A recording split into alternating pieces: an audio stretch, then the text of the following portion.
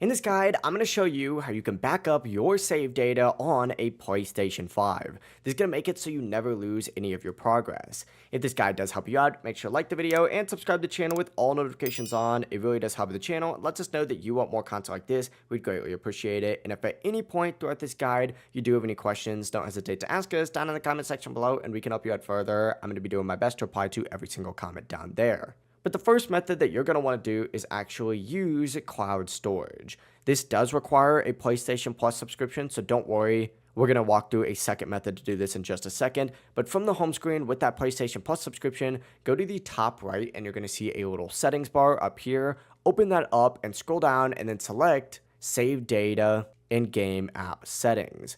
From here, open this up and choose Save Data PS5, and all you have to do is select Sync Save Data and make sure Auto Sync is just turned on and your saves are going to automatically upload to the cloud. If you don't have PlayStation Plus, however, you can actually use a USB drive to do this. All you got to do is go back to Settings after you plug in that USB drive, and then select System just like so, and within here find System Software up at the very top, and then find Backup and Restore within those settings.